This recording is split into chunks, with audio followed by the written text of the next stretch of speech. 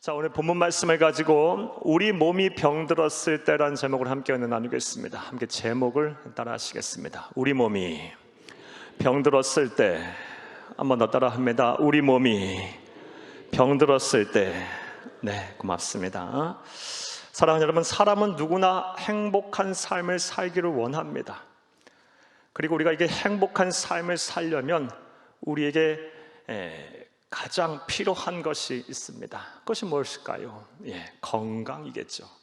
사랑하는 여러분, 생각을 한번 해보시기 바랍니다. 세상의 모든 것을 소유했다 한들 이 건강을 잃으면, 몸에 병이 들면 절대로 사람은 행복하지 않습니다. 건강해야, 병이 들지 않아야 사람은 행복한 것입니다.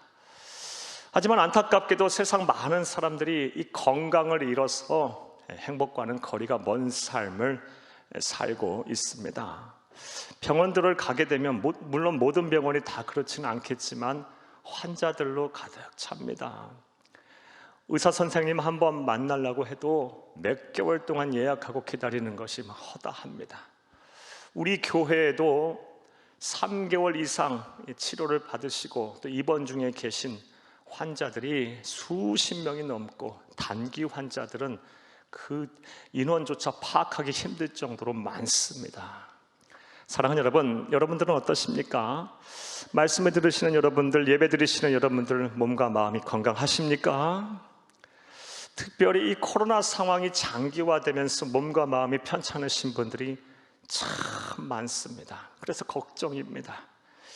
요사이 들어서 또 몸에 이상이 생기고 몸이 불편하시고 또 중병에 드신 분들이 우리 교회, 우리 성도님들 가운데 많이 계셔서 담임 목사도 참 걱정이 됩니다. 기도하고 있습니다. 교회가 함께 기도하고 있습니다. 특별히 우리 환우들, 하나님 주시는 특별하신 은혜와 섭리가 함께 하기를 바랍니다. 회복의 은혜가 여러분과 함께 하기를 간절히 주의 이름으로 축복합니다. 그렇다면 왜 우리가 병이 들까요? 그 이유는 아주 명확하고 간단합니다. 인류의 시조인 아담과 하와가 에덴 동산에서 신락원한 이후에 우리의 몸과 마음, 우리의 정신과 육체가 한계가 있는 존재가 됐기 때문입니다.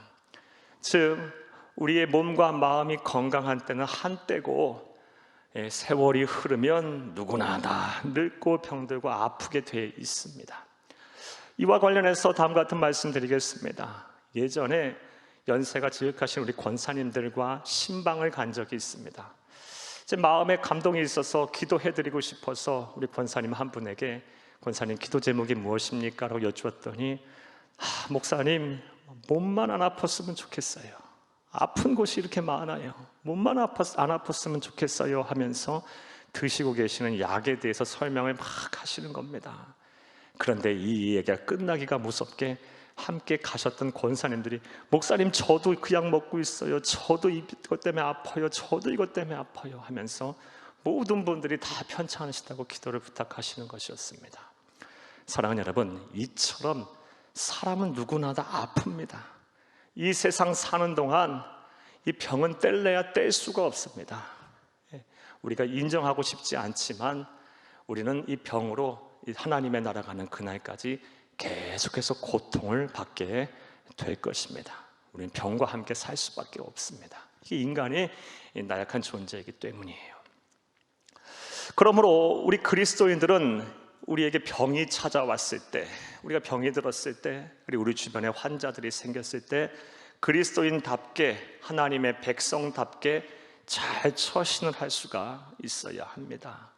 왜냐하면 우리 병으로 인해서 하나님의 마음을 아프게 해서는 안 되기 때문입니다. 언제 어느 때든 우리에게 찾아올 병, 우리 하나님의 나라 가는 그날까지 계속 우리를 괴롭힐 이 병으로 인해서 하나님의 마음을 아프게 하고 내 주변에 있는 사람들의 마음에 상처를 주고 또 믿음을 잃는 그런 우를, 그런 잘못을 범해서는 안 되기 때문입니다.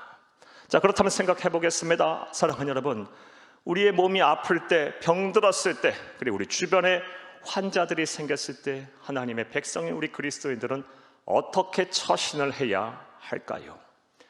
이에 대한 답을 오늘 본문 말씀에 찾으면서 우리가 은혜를 나눌 텐데 그 답을 찾기에 앞서서 먼저 병에 관한 이 성경적인 바른 신앙관부터 여러분에게 좀 설명을 드리겠습니다. 이 설명을 드리는 이유는 이 병에 대한 신앙관이 잘못돼서 이 병이 들었을 때 하나님의 영광을 가리는 성도들이 많기 때문입니다. 또 치료의 시기를 놓쳐서 더 큰 병을 얻어 상황이 더 안 좋아져서 큰 고통을 겪는 분들도 계시기 때문입니다.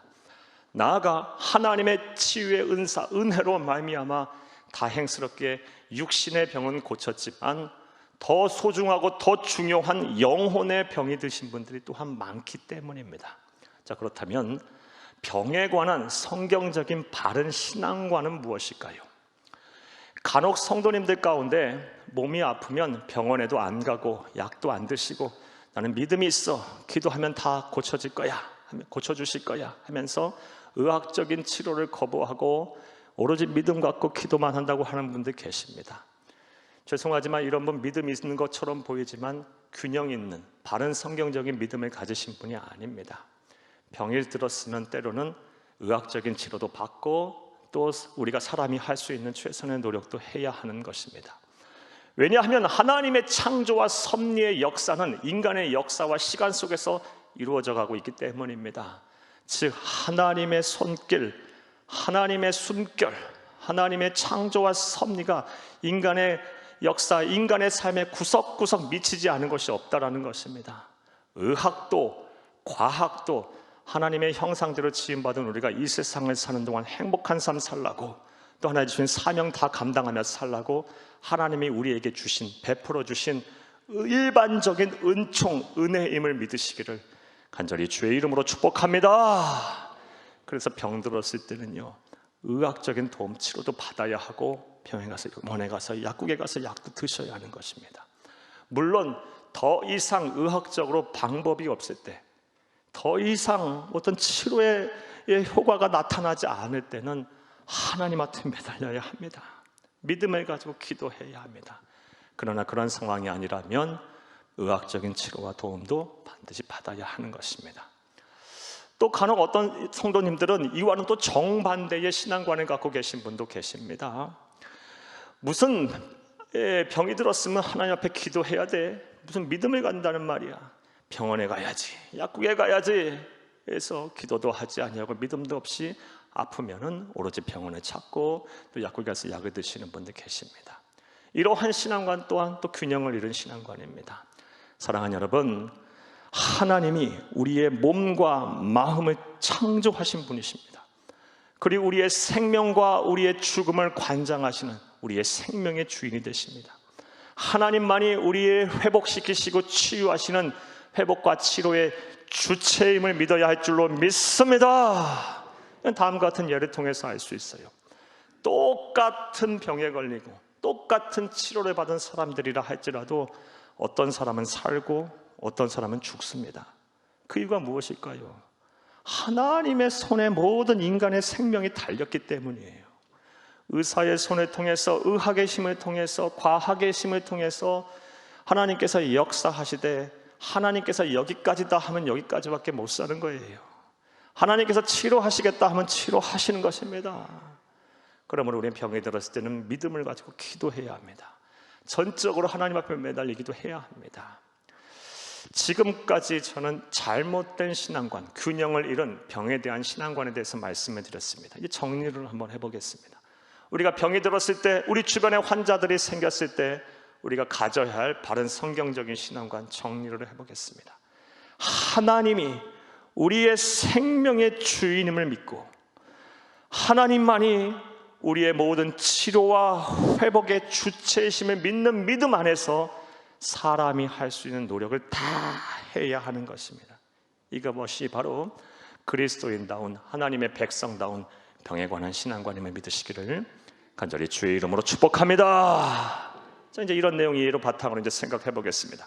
우리가 병이 들었을 때, 또 우리 주변에 환자들이 생겼을 때, 우리 그리스도인으로서 하나님의 백성으로 우리는 어떻게 처신을 해야 할까요? 자, 이제부터 따라 하시겠습니다. 첫째로, 교회 공동체에 도움을 요청해야 합니다.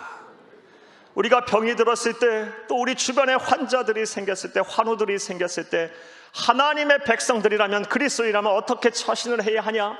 교회 공동체에 알려서 도움을 요청해야 한다는 것입니다. 오늘 본문 말씀 14절을 함께 읽겠습니다. 너희 중에 병든 자가 있느냐? 그는 교회의 장로들을 청할 것이요 그들은 주의 이름으로 기름을 바르며 그를 위하여 기도할지니라. 아멘. 너희 중에 병든 자가 있느냐?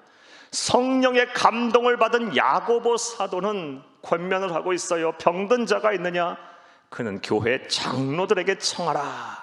여기서 장로들에게 청하라는 말은 오늘 우리 장로님들에게만 청하라는 말씀이 아닙니다. 당시 성서시대, 1세기 성서시대는 교회의 조직과 직제가 갖춰지기 전입니다. 이 장로님들은 여기 교회에서 말하는, 이 성경에서 말하는 장로들은 교회의 대표자들을 말합니다. 목회자들과 평신도 지도자들과 모든 교회의 대표자들을 말해요. 그러니까 병이 들었을 때 교회 장로들에게 청하라는 말은 병을 개인의 문제로만 인식하지 말고 교회 공동체의 문제로 인식을 하라는 것입니다. 그렇게 여기라는 것입니다. 우리는 이러한 성령의 감동을 받은 야고보 사도의 권면에 귀를 기울일 필요가 있습니다. 사랑하는 여러분, 사람은 누구나 다 병에 걸리게 되면 외롭습니다. 두렵습니다. 여러분 한번 생각을 해보세요. 건강검진을 받았습니다. 그리고 몸이 조금 불편해서 병원에서 검사를 받았어요. 그랬더니 암이랍니다. 중병에 걸렸답니다. 당장 치료를 해야 한다고 합니다. 심지어 몇 개월 못 산다고 얘기를 들었다고 여러분 한번 생각을 해보세요. 그러면 마음과 생각이 어떻겠습니까? 하늘이 막 무너져 내릴 거예요. 땅이 막 꺼질 거예요. 몸이 아프기도 전에 마음이 너무 힘들고 아플 거예요. 예, 여러분 다 그러실 것입니다. 예. 사랑하는 여러분, 그러하기에 우리는 병이 걸렸을 때, 우리의 몸이 아플 때 이것이 우리 개인의 문제로만 생각해서는 안 되고 교회 공동체에 알려서 함께 기도하고 함께 도와가면서 이 병의 문제를 극복을 해야 하는 것입니다. 이것이 바로 그리스도인다운 병에 대한 처신입니다. 물론 우리 성도님들 가운데는 이 교회의 도움을 청하기를 거절하시고 사양하시는 분들도 계십니다. 물론 그분들의 상황과 또 형편 또한 이해도 됩니다. 자신의 아픈 모습, 연약한 모습, 또 추한 모습을 보이기 싫어서 알리기 싫어하시는 분들도 계십니다. 그런 분들 또한 사정과 형편 다 이해됩니다. 사랑하는 여러분, 그러나 하나님께서 말씀하고 계세요. 교회 장로들에게 청하라.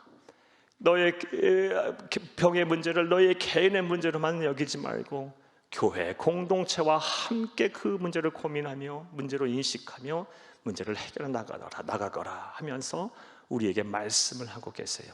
어찌 보면 교회를 우리에게 주신 또 다른 이유와 목적이기도 합니다. 세상 사는 동안 우리의 힘만으로, 우리 개인의 힘만으로 극복하지 못할 문제들이 세상 살다 보면 참 많아요. 그럴 때 왜 하나님께서 교회를 주셨겠습니까? 함께 기도하고 함께 권면하고 함께 위로하고 함께 도와가면서 그 문제를 극복하라는 것입니다.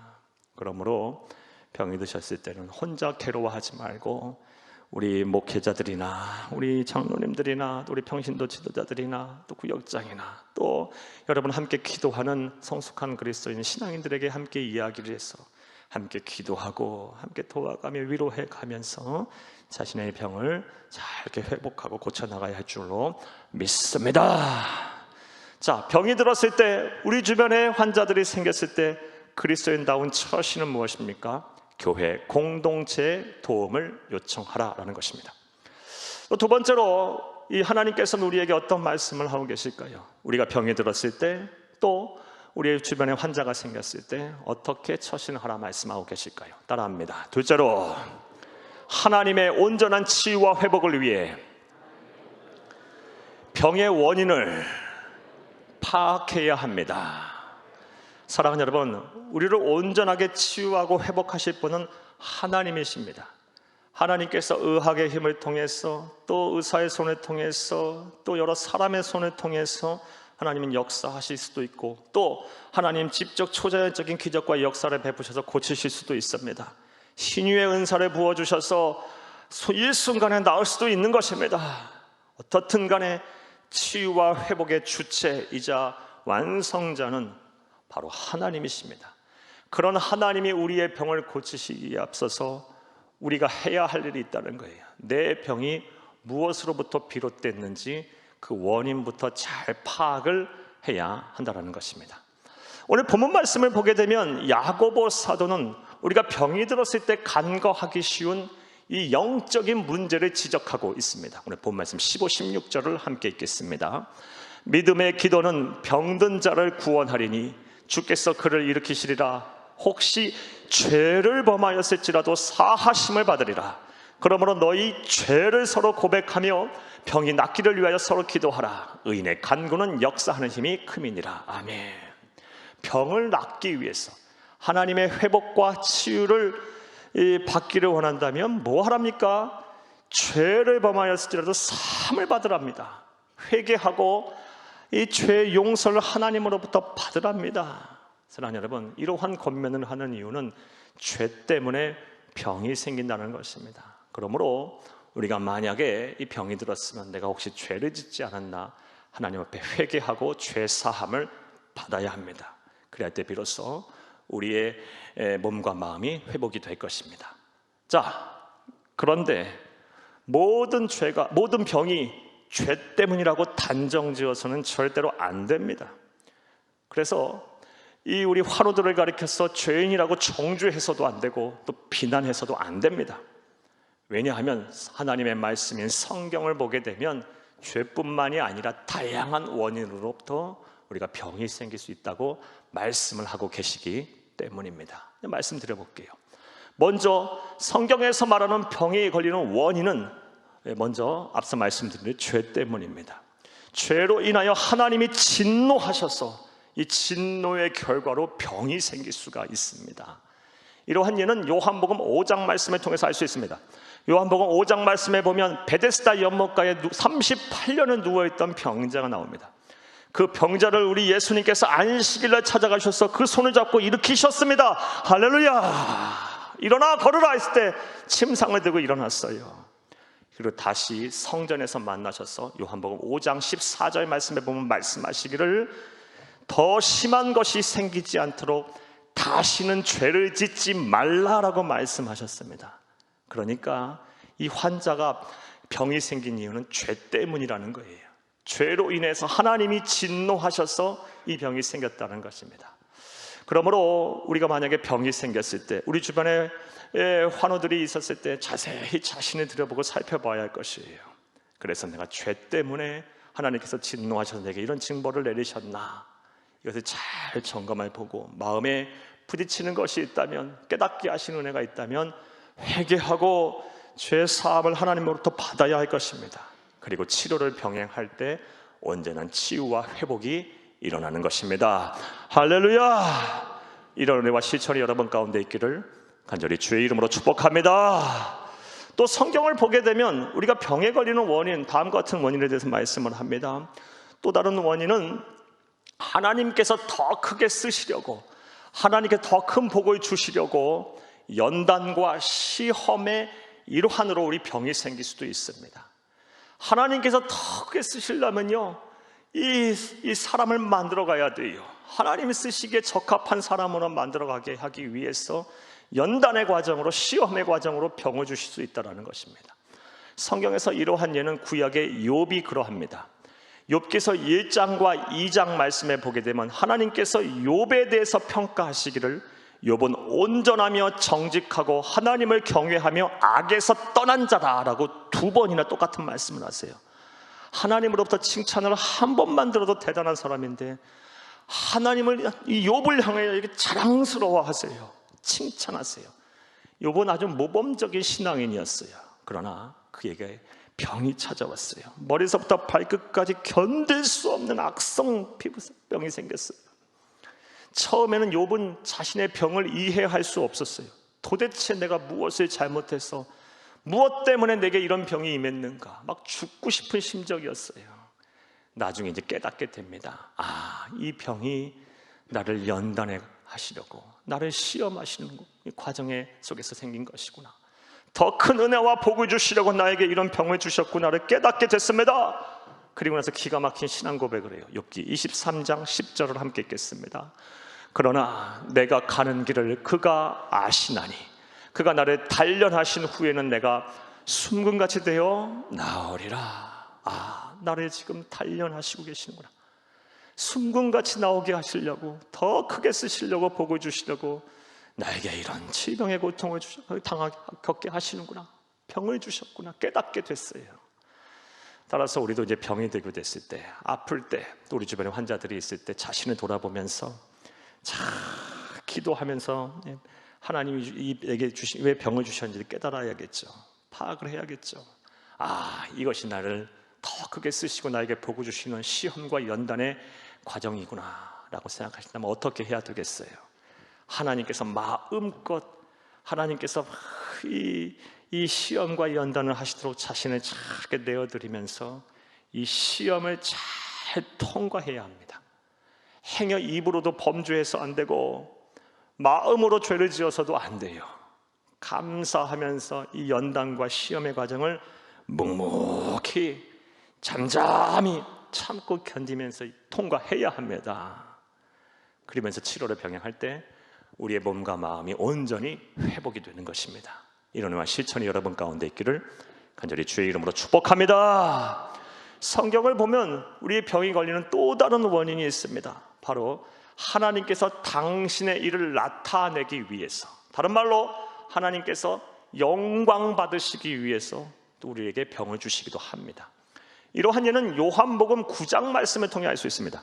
요한복음 9장 1절부터 11절 말씀에 보면 한 맹인이 서 있었어요. 그리고 예수님과 제자들이 길을 갔다가 그 태어나면서부터 앞을 보지 못한 그 사람을 보았습니다.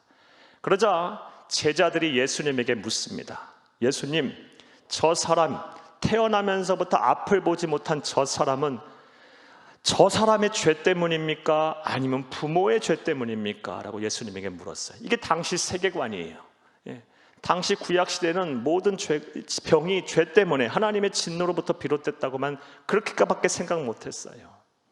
그래서 예수님께서 뭐라 말씀하십니까? 요한복음 9장 3절 말씀에 저 사람의 죄 때문도 아니고 부모의 죄 때문도 아니며 하나님께서 행하실 일을 나타내기 위함이다. 즉 하나님께서 영광 받으시려고 저 사람에게 병을 주신 것이다 하면서 하나님이신 예수님께서 그 자리에서 그 사람의 병을 고치고 영광을 받으셨습니다. 그리고 그 일로 인해 많은 사람이 예수를 믿게 됩니다. 이처럼 하나님께서는 당신의 일을 나를 도구 삼아 나타내시기 위해서, 나를 쓰시기 위해서, 그래서 나를 통해서, 나의 병을 통해서 많은 영혼을 구원하고 우리 가족을 변화시키고 또 도저히 변할 것 같지 아니하는 그런 일가 친척 부모 형제들을 주 앞에 돌아오게 하기 위해서도 나에게 병을 주시기도 합니다. 사랑하는 여러분, 이러할 때 우리는 어떻게 해야 되겠어요? 이것이 원인이라는 파악이 될 때는 어떻게 해야 되겠어요? 마음껏 나를 쓰시도록 하나님 앞에 드려야겠죠. 여러분, 이 병이 오히려 이게 축복임을 알며 이 병을 통해서, 내가 걸리는 이 병을 통해서 이것 하나님께서 크신 일을 행할 것임을 기대하고 소망을 가져야겠죠. 즐거워해야 합니다. 행복해야 합니다. 사람들은 병에 걸리면서 아무렇지도 않게 하나님께 영광을 돌리며 더 기뻐하는 나의 모습을 보면서 하나님을 만나게 될 것이니까요. 더 기뻐하고 막 즐거워하고 소망을 갖게 되면 하나님께서 마음껏 여러분 도구로 사용해 쓰실 것이고 여러분을 통해서 당신의 크신 일을 나타낼 것이며 하나님이 놀라운 구원의 사역을 여러분의 몸을 통해서, 병을 통해서 행하실 것입니다. 또 이러한 은혜와 실천이 있기를 간절히 바랍니다. 그리하면 치료를 병행할 때 온전한 치유와 회복이 일어나는 것입니다. 또 성경을 보면 우리가 병에 걸리는 또 다른 원인에 대해서 말하는데 사탄 마귀 때문에도 우리가 병에 걸릴 수 있다라고 말을 합니다. 누가복음 8장 26절 이하의 말씀에 보면 예수님께서 거라사 지방을 이렇게 가실 때 이 거라사 지방에 이 귀신 들리는 한 남자가 있었습니다. 근데 이 남자가 너무 흉폭해서 제어가 안 되는 거예요. 너무 악한 영이 심하게 들었어요. 사람들이 이 사람을 제어할 수가 없어요. 막 이리저리 막 날뛰고 난리 법석입니다. 그때 예수님께서 이 사람을 불쌍히 여기셔서 이 사람에게 묻습니다. 네 속에 있는 것이 누구냐? 라고 묻자 이 귀신이 예수님을 알아보고 군대다 그랬어요. 군대니다. 군대 귀신 들린 자였어요. 그러면서 이 군대 귀신이 예수님을 알아보고 벌벌 떱니다. 벌써 하나님의 때가 이르렀나이까 나를 무적행 지옥불 속에 던지지 마시옵소서 하며 이 사람에게서 나가게 해달라고 막 애원을 합니다. 우리 주님께서 허락하시자 이 군대 귀신이 어디로 들어갑니까? 돼지떼로 들어가요. 돼지떼로 들어가서 이 돼지떼가 비탈을 향해 막 달려가서 호수에 빠져 몰살을 당합니다. 이처럼 사탄 마귀 때문에도 우리는 병이 들 수가 있어요. 우리 자신도 이게 잘 한번 살펴봐야겠죠. 지금 내 몸이 병이 들었어요. 내 주변에 우리 환우들이 있어요. 무슨 이유 때문일까? 기도하면서 하나님이 주시는 이 마음의 이 감동으로 영안을 열어 살펴봐야겠죠. 살펴봐서 사탄 마귀 때문이다라면 어떻게 해야 되겠습니까? 존귀하신 이름, 권능의 이름, 만왕의 왕 만유의 구주인 그 이름인 예수님의 이름으로 사탄 마귀를 쫓아내야 할 줄로 믿습니다. 그리고 더 마음과 생각을 지켜야 돼요. 한 번 나간 귀신은 7 귀신 데려온다 말씀처럼 더 악하게, 더 악랄하게 역사할 것이기 때문에 여기서 끝났다고 생각하면 안 되고 쫓아냈으면 더 막 믿음을 지키기 위해서 노력해야 돼요. 그러면서 치료를 병행할 때 온전한 회복과 치유가 일어나는 것입니다. 마지막으로 성경에서는 우리가 병에 걸리는 원인이 무엇이나 말하냐면 우리의 몸을 제대로 관리 안 해서도 병이 생긴다라고 말씀하십니다. 고린도전서 3장 16절 말씀에 보면 하나님께서 우리 몸을 가리켜서 말씀하시기를 성령 하나님께서 거하시는 거룩한 성전이라고 얘기합니다. 그런데 이 성전을 깨끗하게 관리 안 하고 더럽혔을 때는 어떻게 되겠어요? 병이 생기는 거예요. 예.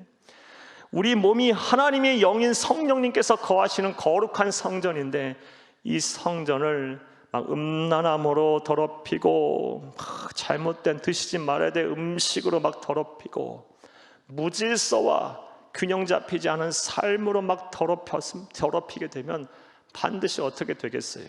몸에 탈이 나요. 이상이 생겨요. 우리 자신을 또 잘 한번 살펴봐야 합니다. 지금 내가 성령 하나님이 거하시는 내 몸인 이 거룩한 성전을 잘못 관리했나? 먹어서는 말아야 될 것을 먹었나? 또 균형 잡히지 못한 그리고 질서가 없는 삶을 살았나? 또 좀 불결하게 관리를 했나? 거룩하지 못했나? 잘 살펴야 되겠죠. 그리고 나서 여러분 마음에 하나님 깨닫게 하시는 것이 있을 거예요. 그럼 철저하게 회개하고 끊어야 돼요. 절제해야 돼요. 완전 돌아서야 돼요. 변화된 삶을 살아야 합니다. 그리고 치료를 병행할 때 하나님의 온전한 치유와 회복이 있는 것입니다. 사랑하는 여러분, 저는 지금까지 성경에서 우리가 왜 병에 걸리는지 그 원인에 대해서 여러분에게 말씀을 드렸어요. 여러분 병이 걸리셨을 때는 이러한 원인들을 잘 파악을 먼저 하셔야 돼요. 그리고 마음에 걸리는 것이 있을 거예요. 성령 하나님께서 기도하며 이 원인을 찾으면 깨닫게 하시는 것이 있을 거예요. 한 가지가 될 수도 있고 두세 가지도 될 수 있어요. 그럼 그것을 붙잡고 하나님 앞에 회개하고 또 결단하고 변화된 삶을 살면서 사랑하는 여러분, 치료를 병행할 때 우리 치료의 주관자가 되시고 우리의 생명의 주인 되신 하나님께서 우리의 병을 온전하게 회복시키시는 것입니다. 이런 은혜와 실천이 저와 여러분 가운데 있기를 간절히 주의 이름으로 축복합니다. 또 우리가 이 병이 들었을 때, 우리 주변에 환자들이 생겼을 때 우리가 어떻게 처신을 해야 할까요? 따라 하시겠습니다. 셋째로 믿음의 기도를 해야 합니다. 믿음의 기도를 해야 한다라고 오늘 야고보서도 우리에게 권면하고 있어요. 오늘 본 말씀 15, 16절을 함께 읽겠습니다. 믿음의 기도는 병든 자를 구원하리니 주께서 그를 일으키시리라. 혹시 죄를 범하였을지라도 사하심을 받으리라. 그러면 너희 죄를 서로 고백하며 병이 낫기를 위하여 서로 기도하라. 의인의 간구는 역사하는 힘이 큼이니라. 아멘. 병이 들었을 때, 또 우리 주변에 환자들이 생겼을 때 뭐 하랍니까? 믿음의 기도를 해야 한다라고 말씀하고 계세요. 그리고 이 믿음의 기도가 무엇인지에 대해서 설명하고 계시는데, 이 17, 18절 말씀에 구약의 엘리야 선지자의 기도가 믿음의 기도다라고 말하면서 이 17절, 18절에 대해서 18절에서 말씀하고 계세요. 17, 18절도 함께 읽겠습니다. 엘리야는 우리와 성정이 같은 사람이로되 그가 비가 오지 않기를 간절히 기도한즉 3년 6개월 동안 땅에 비가 오지 아니하고 다시 기도하니 하늘이 비를 주고 땅이 열매를 맺었느니라. 아멘. 병든 자를 낫게 하는 믿음의 기도가 무엇이냐? 바로 엘리야의 기도다.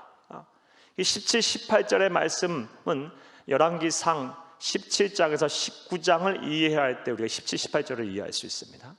열왕기상 17절에서 19절 말씀 내용은 다음과 같아요. 간단하게 말씀드리겠습니다. 때는 북왕국 이스라엘 제7대 왕인 아합 왕과 이세벨 왕후 때입니다. 아합 왕과 이세벨 왕후는 아주 악한 왕이었어요. 특별히 이 이세벨 왕후는 시돈 사람 옙바울의 딸로서 이 사람 때문에 이스라엘이 영적으로 또 육적으로 아주 타락하게 됐어요. 이세벨이 시집 오면서 왕후로 오면서 바할 신앙과 또 아세라 신앙을 끌고 왔어요. 그래서 온 전역에 퍼뜨렸어요. 이스라엘 민족이 영적 간음을 하기 시작한 거예요. 하나님도 섬기면서 바알을 더 숭배하고 아세라 신을 더 숭배하고 악을 행했어요. 하나님께서 막 마음 아파하시면서 진노하셔서 이스라엘에 이제 벌을 내리시는데, 무슨 벌을? 3년 6개월 동안 비가 내리지 않았어요. 여러분, 말이 3년 6개월이지 당시에 무슨 관계 수고가 있겠어요? 뭐가 있었겠어요? 다 천수답이에요. 하늘에서 비 안 내리면 죽는 거예요. 그러니 3년 6개월 동안 비가 내리지 않았으니 사람들이 다 막 고통 가운데 있었을 거예요. 그리고 때가 이르자 이제 하나님께서 마음을 바꾸시기 시작하세요. 그리고 이를 위해서 이제 엘리야가 비가 내리도록 이렇게 기도하기 시작합니다. 열왕기상 18장 42절 이하의 말씀에 보면 엘리야가 어떻게 기도하냐? 갈멜산 꼭대기에 올라가요. 그리고 땅에 엎드립니다. 그리고 이 양무릎 사이에 머리를 쳐박고 하나님 앞에 비가 내리게 해달라고 간절히 기도해요. 막 생명을 걸고 간절하게 기도해요. 그리고 나서 종에게 7번을 확인시켜요. 막 생명 걸고 한번 기도하고 나서 사환에게 지금 비가 올 것 같으냐? 아니요, 전혀 그런 기미가 안 보입니다. 또 막 죽기 살기로 그냥 막 사모하며 간절히 또 비가 내리게 해달라고 기도해요. 2번, 3번, 4번, 5, 6, 7번째가 되자 사환이 이제 얘기하기 시작해요. 저쪽에 요만한 구름 하나 생겼다 그래요. 그리고 이제 됐다. 그리고 그 구름이 이제 커져서 비가 내리기 시작합니다. 3년 6개월 만에 단비가 내려요. 이스라엘 온 전역을 적셔요. 사랑하는 여러분, 이 기도를 말해요. 그러니까 병든 자를 위해서 기도하라, 믿음의 기도를 하라라는 말은 엘리야가 어떻게 기도했어요? 비가 내리도록 간절히 기도한 거예요. 간절히 기도하라는 거예요. 내 병 뭐 고쳐주시면 고쳐주시는 거고 아니면 말고 다 하나님의 뜻이 있겠지, 이게 아니고 체념 섞인 자조 섞인 기도가 아니고 하나님 나 이 병 고쳐주시면 나 살 수 없어요, 나 반드시 고쳐주세요 하며 막 죽기 살기로 애원하며 하는 기도, 이게 간절한 기도, 믿음의 기도라는 거예요. 그리고 또 엘리야가 기도는 어떤 기도였어요? 비가 내릴 때까지 포기하지 아니하는 인내의 기도였어요. 7번이나 계속, 만약에 7번째 구름 안 나타났으면 8번, 9번, 10번 계속 했을 거예요. 믿음의 기도는 무엇입니까? 병든 자를 낫게 하는 믿음의 기도는 무엇이에요? 병이 날 때까지 포기하지 않는 인내의 기도예요. 사랑하는 여러분, 여러분은 혹시 병이 들으셨습니까? 여러분 주변에 환자들이 있으십니까? 간절히 사모하며 기도하세요. 그리 아니하실지라도 하나님, 우리 하나님의 뜻이 어디 있는지 모르니까 우리는 간절히 사모하며 기도하는 거예요. 하나님의 선한 뜻을 기대하며 간절히 병이 낫기를 기도하고, 그리고 포기하지 않고 기도하는 거예요. 그래서 그것이 하나님의 정령 뜻이 아니면 어쩔 수가 없지만 우리는 그것을 바라고 그런 한계를 두고 기도해서는 안 되는 거예요. 하나님은 언제든 뜻을 돌이킬 수도 있는 것이고 우리의 생명의 주인이신 하나님께서 우리의 수완을 언제든 연장시켜 줄 수도 있어요. 그러므로 병에 들었을 때, 또 몸에 주변에 환자가 있을 때는 이 믿음의 기도를 하는 여러분들 다 되기를 간절히 주의 이름으로 축복합니다. 말씀 맺겠습니다. 사랑하는 여러분, 오늘은 우리가 병이 들었을 때, 또 우리 주변에 환자가 있을 때 우리가 어떻게 그리스도인답게 처신을 해야 되는지에 대한 말씀을 여러분에게 드렸습니다. 먼저 교회 공동체에게 도움을 요청하시기 바랍니다. 여러분, 여러분의 병은 여러분의 개인의 문제로만 끝나시지 마시고 교회의 문제다 생각하고 함께 아파하고 함께 기도하고 함께 도와갈 때 여러분 역사하셔서 하나님께서 여러분을 치유하실 것입니다. 또한 하나님의 온전한 치유와 회복을 기대하면서 내 병이 왜 생겼는지 그 원인부터 잘 파악하시면서 치료를 병행하세요. 예? 죄 때문인가? 연단과 시험의 과정인가? 하나님이 영광 받으시려고 그러시는 것인가?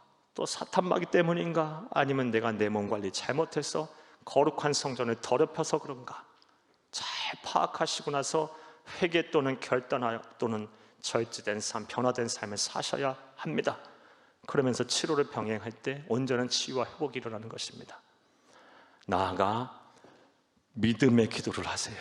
믿음의 기도는 병든 자를 구원한다 그랬고 의인의 간구는 역사하는 힘이 크다 그랬어요.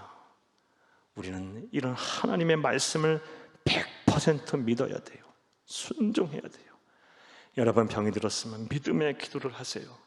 함께 믿음의 기도를 해달라고 부탁을 하세요. 그러면 하나님께서 일하실 것입니다. 하나님께서 가장 선한 방향으로 인도하실 것입니다. 여러분의 병을 낫게 하실 것입니다. 여러분의 가정을 변화시킬 것입니다. 여러분 이 세상 사는 동안 하나님께서 우리의 건강을 지키시고 보호하시고 함께 하셔서 행복한 인생, 주가 주신 사명을 다 감당하는 삶을 살게 하실 것입니다. 이런 은혜와 축복이 저와 여러분의 복이 되기를, 여러분의 가정의 복이 되기를, 우리 환우들의 복이 되기를 간절히 주의 이름으로 축복합니다.